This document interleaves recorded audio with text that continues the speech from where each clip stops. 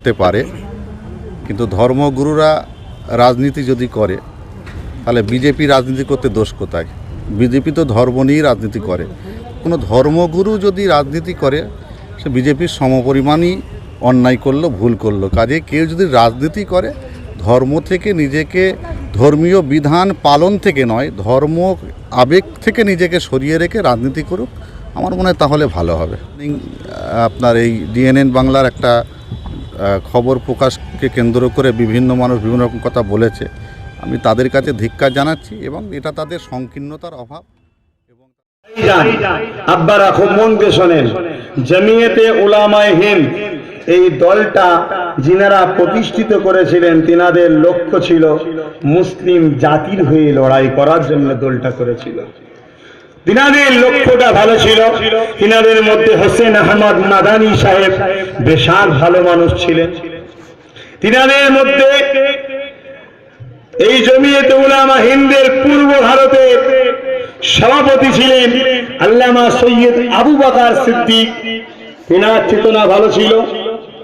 যখন এই জমিয়তে উলামার এসব বুজুর্গগণ ইন্তেকাল করলো, সঙ্গে সঙ্গে এই দলটাকে রাজনীতির মধ্যে ঢুকিয়ে দিল।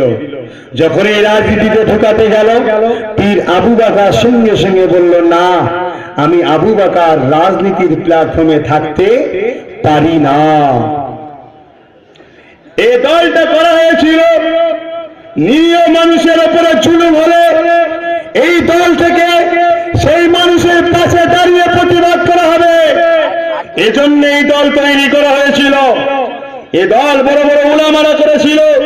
কিন্তু আজকে এই দলটা এমন কিছু লোক এই দলের মধ্যে ঢুকে গেছে যে দলটাকে আজকে রাজনীতির মধ্যে প্রকাশ্য ঢুকিয়ে দিয়েছে। তাহলে সেই দলটা দল রইল ভাই, ভালো দল রইল। এই কথা বুঝছেন না, বোঝেন না? এখন তো আবার মমতার কোলে উঠা শখ করেছে যে আমাকে একটু জায়গা দেন না। আমি বিজেপির কাছে গেছি, কংগ্রেসের কাছে জায়গা নিয়েছি, কংগ্রেসের কোলে বসেছি, বিজেপির কোলে বসেছি, এখন আপনার কোলে বসবো, জায়গা একটু দেন না। কি জায়গা লাগবে? না, আমার পিছনে অনেক লোক আছে, সব আপনার দলে ঢুকিয়ে দেবো।